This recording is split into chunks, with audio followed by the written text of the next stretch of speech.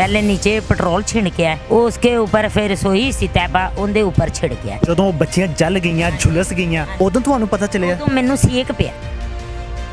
सुबह? 4 दिन हॉस्पिटल च मौत जिंदगी नाल लड़दियां रहियां, दोनों बच्चियां तड़फदियां रही। ਉਹ ਤਰਫ ਰਹੀ ਹੋਣੀ ਹੈ ਉਦੋਂ ਮਾਂ ਕਹਿੰਦੀ हाँ जी, माँ मैनू घर लै जा, माँ मैनू घर लै जा। अस्सलामुअलैकुम, आप टीवी से मैं हूं फैसल खान सूरी। थाना गाजियाबाद की हदूद में इंतहाई अफसोसनाक वाक़या पेश आता है। ईद वाले दिन ही एक शख्स जिसका नाम अतीक था, वो एक बच्ची जिसकी उम्र तकरीबन 14 साल थी, जिसका नाम तैयबा था, उसको पसंद करता था और उससे शादी करना चाहता था। चंद दिन पहले उसने अपने बाजू पे ब्लेड भी मारे थे, लेकिन उसके घर वाले तैयबा के साथ जल्दी शादी करने पे रजामंद नहीं थे। किस तरह से वो अग्रेसिव हुआ और उस शख्स ने तैयबा के घर में घुसकर तैयबा को ही जला दिया, क्या मामला बना, आइए तैयबा की वालिदा मोहतरमा से ही जानने की कोशिश करते हैं। मेरे साथ 14 साल तैयबा की वालिदा मोहतरमा मौजूद हैं, इनसे जानते हैं कि वक़ुआ क्या पेश आया था। माँ जी, बेटी की उम्र आपकी 14 साल थी, क्या हुआ ये सब कुछ, किस तरह से हुआ, कौन था अतीक, किस तरह से आपके घर आया था? उधर मैं ना बड़ी बेटी की शादी की हुई है उससे बड़े भाई के साथ। 4 माह अतीक के बड़े भाई के साथ? हाँ जी, अतीक के बड़े भाई के साथ। वो 4 माह हो गए सी शादी की नू। उस तो बाद उन्होंने कहा सानू रिश्ता ये छोटा भी देव। किसका? ये अतीक का, तैयबा का। तैयबा दा रिश्ता मैं उधर दिता सी। फिलहाल 4 महीने हो गए ने वड्डी कुड़ी दी शादी की नू। उस तो बाद उन्होंने घर वाले ने आख्या भी ठीक है असी नहीं करना इंदा, हुण छोटे रिश्ता नहीं लैना। अतीक कहंदा सी मैं शादी करनी है, घर वाले कहंदे सी असी नहीं लैना। मैं भी क्या अपना माँ बाप लेकर आ तो फिर मैं तेनू रिश्ता देना, वरना मैं नहीं तेनू देना। वो वड्डे बेटे ओदे भाई ने धमकी लाई है मेरी बेटी को, अगर आपने शादी की तो मैं आपकी बहन को तलाक दे देनी। हाँ जी, इस वजह तो वो बच्ची छोटी डर गई। उन्हें क्या मेरा तो बन जाएगा, मैं अपनी बहन का वसिया घर नहीं जाड़ सकती। मैं उन्हें तैयबा ने अतीक को क्या बोला भी मैंने आपके साथ शादी नहीं करनी। अच्छा, तैयबा ने भी इनकार करता सी? जी, तैयबा ने भी इनकार करता है। उस तो बाद अतीक घर चला गया, 4 दिन उत्थे लगा फिर। चौथे दिन आन के 25 जून नू आन के ये पेट्रोल छिड़क के साड़ियाँ बच्चियाँ 2 सी बच्ची घर किस तरह बढ़िया? साढ़े घर वो खंबे के ऊपर से आया है, ऊपर से आन के नीचे से उतरया है। ये सीढ़ियाँ था दे ऊपर आया छत पे। छत पे उन्हें पहले नीचे पेट्रोल छिड़किया है, उसके ऊपर फिर रसोई सी तैयबा उनके ऊपर छिड़किया है। कितने बजे का टाइम सी?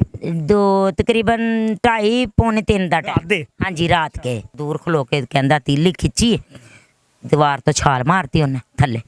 हाँ जी, पैप से लट गया, पैप भी टूट गया, आप नीचे गिर गया। बकायदा रिकॉर्डिंग हुई है, सुनी है सब ने, हुकूमत ने भी, गौरमेंट ने भी, पुलिस वाले ने, थाने ने, सारे ने, सब ने। ਜਦੋਂ ਉਹਨੇ ਪੈਟਰੋਲ ਛਿੜਕਿਆ ਉਦੋਂ ਕਿਸੇ ਨੇ ਚੀਖੋ ਪੁਕਾਰ नहीं की? नहीं की, वो बच्ची को भी पता नहीं की। उस तो बाद वो छोटी बच्ची ने चीख पुकार की है, बड़ी बच्ची ने फिर भी। बच्ची का नाम क्या था? उसका नाम माफिया। उसकी उम्र क्या थी? 7 साल। उसको भी जलाया? उसको भी जलाया, उसके पास सुती थी। उसका क्या कसूर था? उसका कसूर है भी वो उसको उठाओगा तो वो बड़ी उठ ना जा। वो उसको दोनों कट्ठियां ही सुतियां, एक मंजी। और पास कोई और सोया नहीं हुआ? नहीं, मैं थी, मेरे ये बच्चे भी पता नहीं चलिया? मैनू भी नहीं पता चलिया। ਜਦੋਂ ਕੋਈ ਉੱਤੇ ਆਂਦਾ ਹੈ ਤੇ ਉਹ ਕਦਮਾਂ ਦੀ ਆਵਾਜ਼ ਆਂਦੀ ਹੈ, ਉਹ ਵੀ ਨਹੀਂ ਪਤਾ ਚੱਲਿਆ? ना, वो तो चोरा तरह ही आता सी हमेशा। ਅੱਛਾ, ਹਮੇਸ਼ਾ ਇਸ ਤਰ੍ਹਾਂ ਹੀ ਆਂਦਾ? ਆਂਦਾ ਜਾਂਦਾ ਰਹਿੰਦਾ। ਤੈयबा ਨੂੰ ਮਿਲਣ? ਮੈਂ ਤੈयबा ਨੂੰ ਉਹਨੂੰ ਦਿੱਤੀ ਸੀ ਨਾ, ਉਹਦੇ ਸਾਥ ਮੰਗਣੀ ਕੀਤੀ थी, इसी वजह से वो आता जाता ਸੀ हमारा। ਮਗਰ ਉਹ ਛੇਤੀ ਚਾਹੁੰਦਾ ਸੀ ਕਿ ਵਿਆਹ ਹੋ ਜਾਏ। हाँ जी, ਤੇ ਉਹ ਕਹਿੰਦਾ ਸੀ ਇਹ ਤੋਂ ਦੂਸਰੇ ਦਿਨ ਮੈਨੂੰ ਨਿਕਾਹ ਕਰਕੇ ਦੇ। ਆਪ ਨੂੰ ਛੁਰੀਆਂ ਮਾਰਦਾ ਸੀ, ਧਮਕੀਆਂ ਸਾਨੂੰ ਲਾਂਦਾ ਸੀ।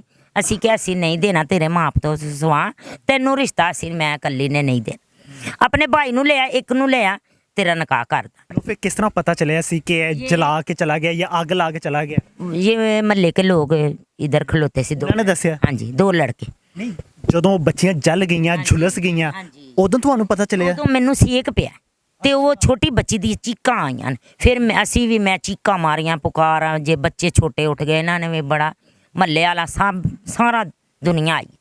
भाई जे माफिया का है ना पापा, उन्हें बुआ तोड़ के अंदर आया, उन्हें आन के फिर अग उग बजाई खेस देना, वो वड्डी बेटी को और छोटी को उन्होंने फिर महल्ले वाले पै गए, फिर 15 ते पुलिस आई बड़ी आई। कितने दिनों के बाद वफात हुई? 4 दिन बाद 4 दिन जी, ईद की सुबह? 4 दिन हॉस्पिटल च मौत जिंदगी नाल लड़दियां रहियां, दोनों बच्चियां तड़फदियां रहियां।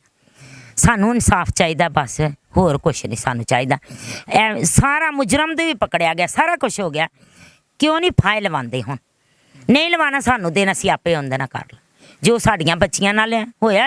असीं वो वेख्या, सानू पता या रब नूं या उन्हां बच्चियां मशहूर। मैं हुणे वेख्या जिस गुरबत दी जिंदगी तुसी गुजार रहे हो, मेहनत मजदूरी करके, एक अचानक तो जुल्म हो जाए, ਉਹ ਕੀ ਦਿਮਾਗ 'ਚ ਆਂਦਾ ਹੈ ਚੱਲਦਾ ਹੈ? ਮੇਰਾ ਤਾਂ ਦਿਮਾਗ ਹੀ ਨਹੀਂ ਸੀ ਕੰਮ ਕਰ ਰਿਹਾ।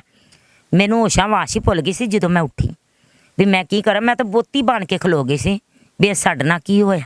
ਇੱਕ ਮਾਂ ਹੈ, ਬੱਚੇ 4 ਦਿਨ ਤੋਂ ਹਸਪਤਾਲ 'ਚ ਤੜਫ ਰਹੇ ਨੇ, ਤੇ ਉਹ ਮਾਂ ਦਾ ਕਲੇਜਾ ਫਟਦਾ ਰਹਿਣਾ ਜਾਂ ਨਹੀਂ? ਉਹ ਸੀਨ ਭੁੱਲੇਗਾ ਮਾਂ ਨੂੰ?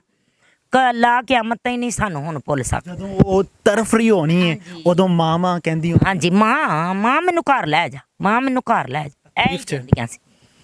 ਬੱਚੀ ਛੋਟੀ ਵਾਲ ਫਿਰ ਕਦੀ ਜਾਵਾਂ ਤੇ ਕਦੀ ਉੱਧਰ ਜਾਵਾਂ, ਦੋਵਾਂ ਨਾਲ ਵੇਖ ਤੇ ਤੜਫਦੇ ਸੀ ਅਸੀਂ।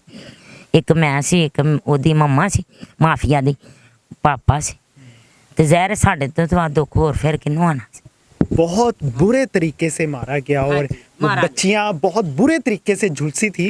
और ये छोटा सा घर है जहाँ पे ये इन्होंने पंजाबी में बताया, मैं आपको थोड़ा सा ट्रांसलेट कर देता हूँ उर्दू में, कि एक छोटा सा घर है और छोटी सी गली है, और वहाँ से दीवार नहीं है, घर के जो छत होती है वहाँ छोटी सी दीवार थी, उसके साथ ही खंबा है, और वो खंबे से चढ़ के ऊपर आया है, और ऊपर आने के बाद उसने चारपाई के नीचे पेट्रोल छिड़का है, और उसके बाद उसने आग लगा दी है फौरी। और आग इस तरह से लगाई है कि फौरी उनके पेट झुलस जाएं, उनका ये जो सेंटर वाले बॉडी पार्ट्स हैं वो झुलस जाएं, और चेहरे पे थोड़ा कम था और ज़्यादा बॉडी पार्ट्स उसके झुलस चुके थे। और फिर उसके बाद जब हॉस्पिटल जाया गया, तकरीबन 4 दिन के बाद उसकी डेथ हो गई ईद की मॉर्निंग पे। मैं आप लोगों से रिक्वेस्ट करूँगा कि चाहे आप गरीब हैं, अमीर हैं, किसी भी फैमिली से ताल्लुक़ रखते हैं, थोड़ा सा अपने बच्चों को समझाएं, थोड़ा सा पढ़ाएं, उनकी केयर करें, क्या चाहते हैं, उनके दिमाग में क्या चल रहा है, उनको पढ़ने की कोशिश करें। किताबें हर शख्स पढ़ लेता है, आप चेहरे पढ़ना शुरू करें। आप अपने बच्चों की उस जहनियत की गहराई तक जाने की कोशिश करें जहाँ से वो सोचना शुरू कर रहे होते हैं।